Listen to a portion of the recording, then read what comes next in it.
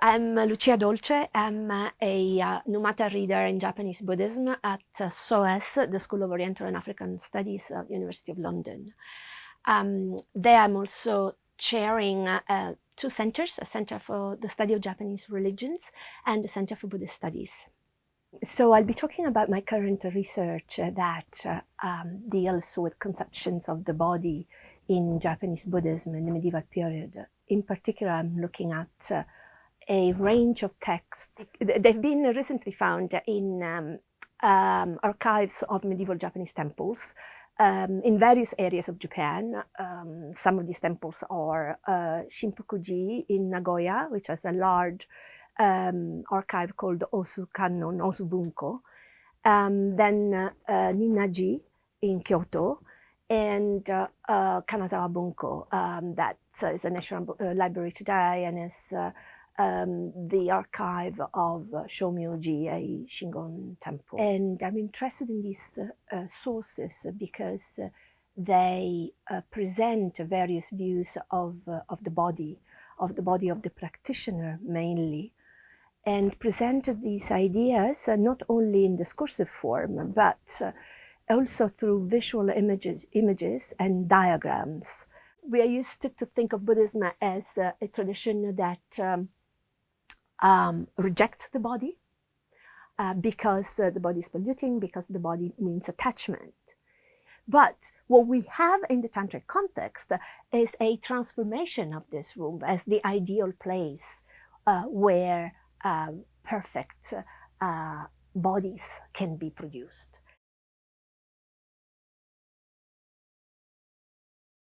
Tantric Buddhism is just a synonym of esoteric Buddhism, which is a form of Mahayana Buddhism. What distinguishes Tantric Buddhism from the rest of Mahayana Buddhism is the idea that liberation or Buddhahood can be achieved quickly and in this life. A Tantric way, if we can say so, is a quick, immediate way to attain liberation. So in Japanese culture, this goes with the expression attaining Buddhahood with one's own body, Sokushin Jobutsu. That is, takes the name from a treatise by Kukai, or attributed to Kukai, that think of this ideal status that is Buddhahood as something that can be reached, that can be developed within not just one's life, but within the body attained from father and mother. That's how the text expresses itself, or the flesh body.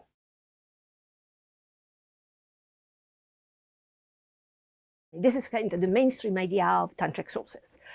So what is different in the medieval text? So Kukai is kind of what we would call early Buddhism. So we have the theory, in a sense, in Kukai's writings, but we don't have much of the practice.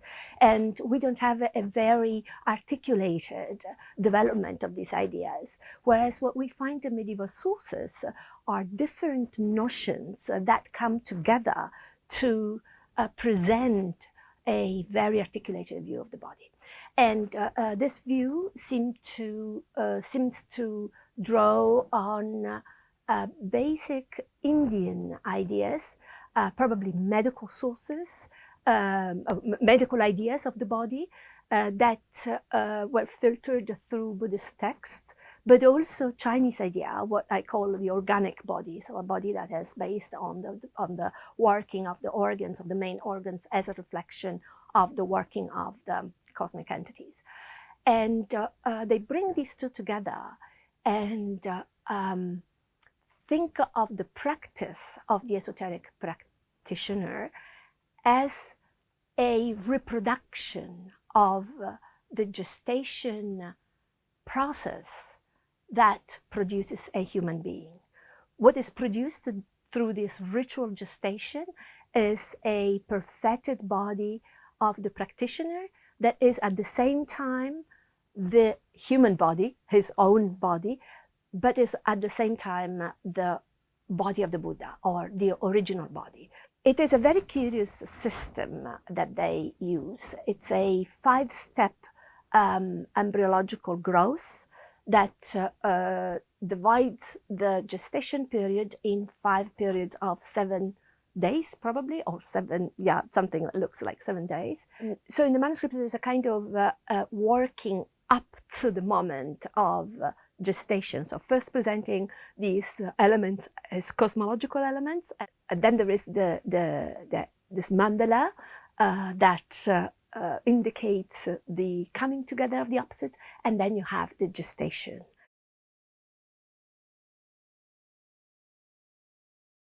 Duality is, of course, a very important concept in Buddhism, and the overcoming of duality is an even more important aim for Buddhist practice. But what happens in these texts, I think, is that duality is emphasized, is visualized.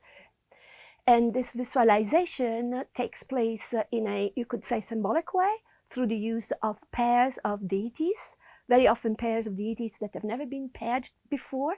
So they are new kind of couples that were developed by Japanese ritualists in various settings, or by using what I call biological opposites, so women and men, or also sun and moon for that.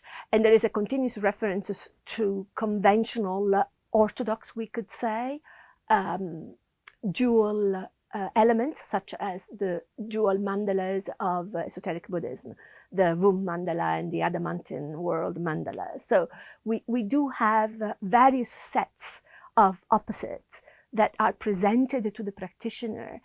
And what is interesting for me is that various ways of overcoming this duality are indicated by the text. One striking image that I have worked on is a so-called mandala on which 2 figures of opposite beings, possibly a man and a woman, are shown in a sexual intercourse with 2 mirror-like syllables that represent the Buddhas of esoteric Buddhism, drawn on their genitals. So this is a very good example of a way of representing duality, but also a way of representing the coming together of opposites in order to retrieve the original condition of non-differentiation. So we have a non-duality which is not absolute. It's a non-duality that incorporates duality in itself. But I think women's body here are absent.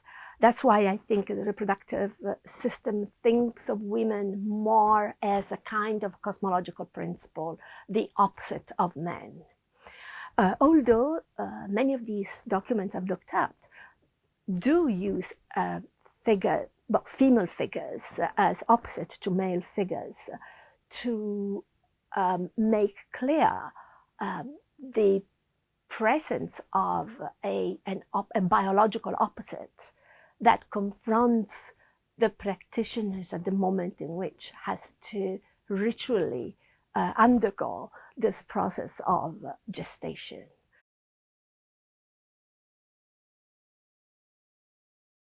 We do not have enough historical documentation of the practice.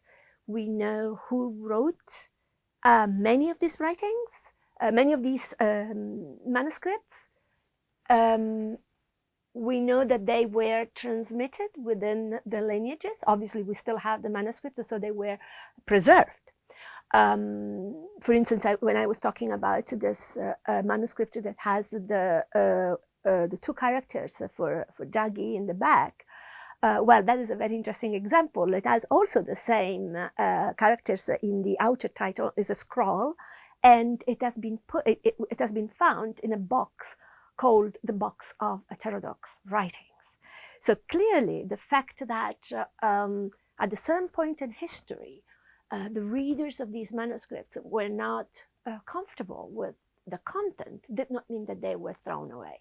In the medieval period, it seems to me that these ideas were very much part of a mainstream rethinking of what the practice of the Tantras tells about human life. The entire concept of heterodoxy in Buddhism is a big problem when there is no central source of power, in the sense, a central source that defines what is the right teaching. Then heterodoxy can be expressed also only in political terms, in the sense of competition between lineages rather than in terms of doctrinal content.